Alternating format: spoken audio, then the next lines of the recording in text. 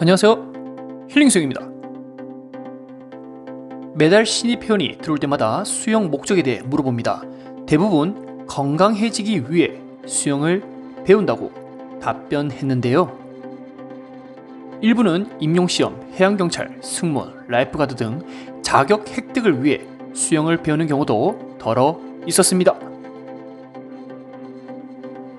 사실 자격 획득을 위해 수영을 배우는 사람들은 목표가 뚜렷하고 동기부여가 있기 때문에 대부분 자신의 목적을 달성하고 그만두는 경우가 많죠. 이런 상황은 성공으로 끝맺음이 낮기 때문에 대환영입니다. 하지만 건강을 목적으로 또는 물이 무서워 수영을 배우러 왔는데 며칠 잘 나오다가 그만두면 굉장히 안타까운데요. 그들은 왜 수영을 포기하는가? 그에 대하여 심층 분석 해보겠습니다. 첫 번째, 남들과의 비교 대상. 수영 수업은 레슨이 아닌 이상 단체로 수업을 받습니다.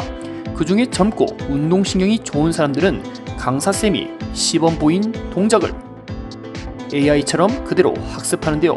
발차기로 출발하겠습니다. 호흡하면서 팔 돌려 볼게요. 라고 하는 순간 몸에 모터를 심었는지 다다닥 하면서 몸을 띄우며 잘 나갑니다. 그 모습을 보고 우리는 초라해지죠. 와, 내 무릎은 자꾸 접히고 다리가 가라앉노.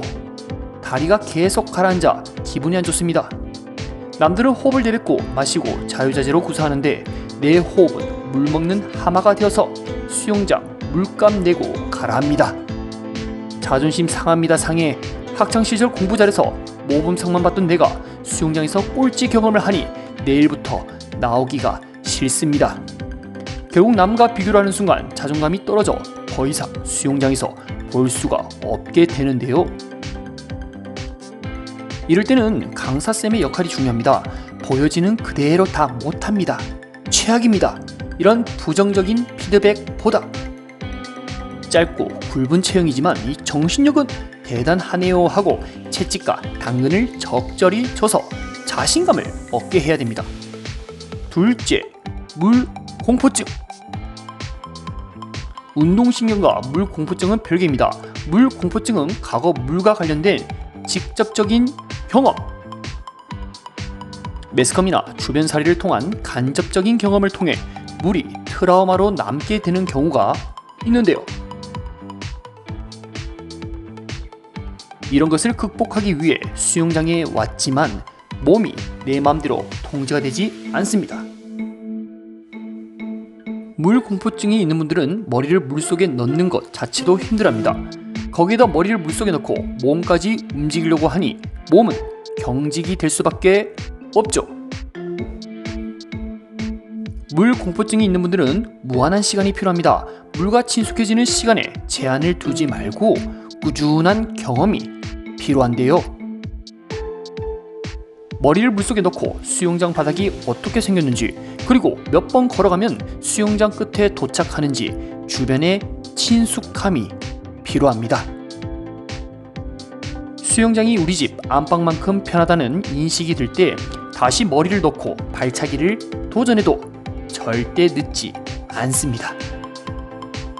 물이 무섭다라고 인식이 되면 작은 것부터 하나씩 성공하여 어렵지만 결국 해낼 수 있다라는 DNA를 심어줘야 합니다.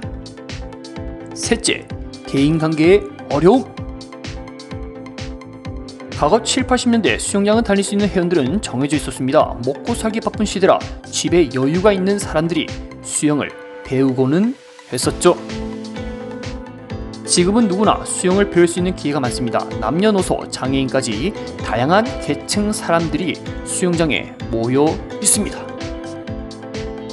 다양한 계층이 모여 있으니 다른 생각과 가치관으로 인해 갈등과 충돌이 발생하기도 하는데요.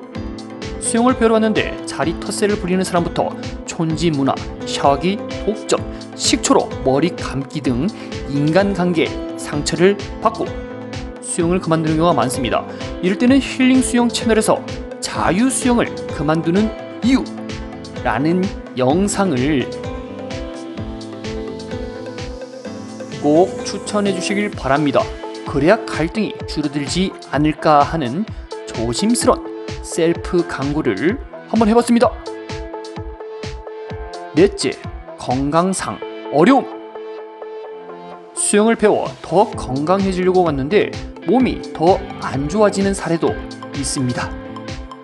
안타까운데요, 크게 피부병과 폐 질환으로 나눌 수 있습니다. 선천적으로 수영장 물이 몸에 맞지 않아 피부에서 두드러기가 올라오거나 수영장 물 특유의 화학물질로 인해 기침을 끊임없이 하는 경우입니다. 피부와 폐는 면역력과 관련이 있어 평소 적절한 운동과 휴식, 영양 보충을 잘하여 몸에서 항상성 기능이 잘 유지되도록 해야 됩니다. 항상성은 균형, 복원력이라는 뜻인데 몸에 무리가 가도 원래의 상태로 회복되도록 돕습니다. 부득이하게 건강상 이유로 수영을 못하게 되면 참 억울합니다. 세월이 지날수록 항상성의 기능이 쉽게 무너질 수 있기 때문에 평소 자기관리를 통해 좋아하는 운동을 꾸준히 하셨으면 좋겠습니다. 다섯 번째, 수영이 지겹다. 자유형부터 저변까지 마스터하고 턴, 스타트까지 다 배우고 나면 더 이상 배울 게 없어집니다. 그때부터는 매일 똑같은 말만 하는 강사쌤의 말도 지겹고 내일 무엇을 할지 예상이 되니 수영의 흥미도가 뚝 떨어집니다.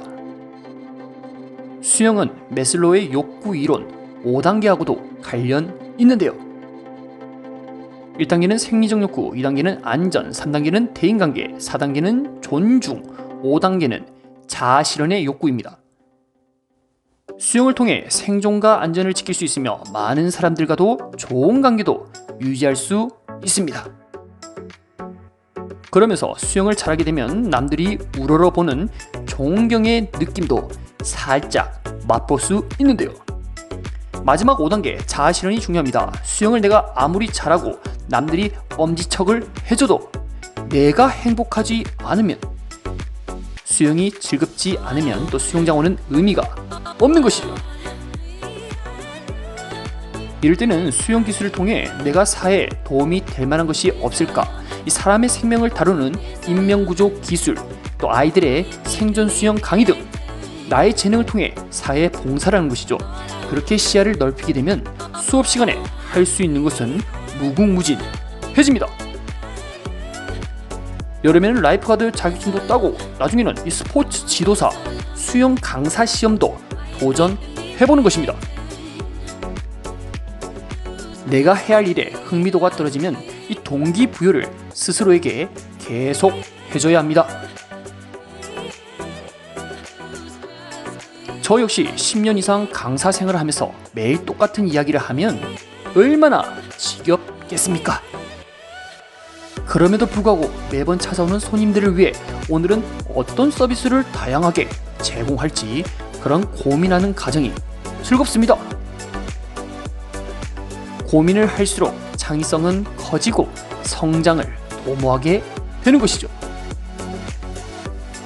강사 입장이 아닌 회원의 입장에서도 왜 수영을 포기하는 것일까? 라는 이런 생각만으로도 이렇게 좋은 글을 쓸 수 있게 됩니다.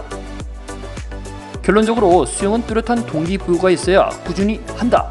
시간이 지날수록 원래의 동기부여가 사라진다면 새로운 동기부여를 만들어서 어떻게든 실천하게 만들어라.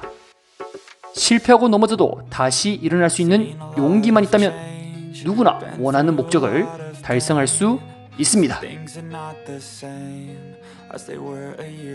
오늘도 영상 시청해서 감사합니다.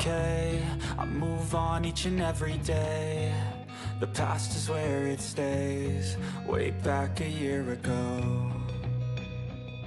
I've changed for the better this time. I thought I would never be fine. I strive just to say I'm alright.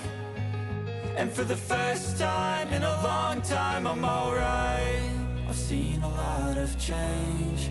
been through a lot of pain. Some things are not the same as they were a year ago, but all will be okay.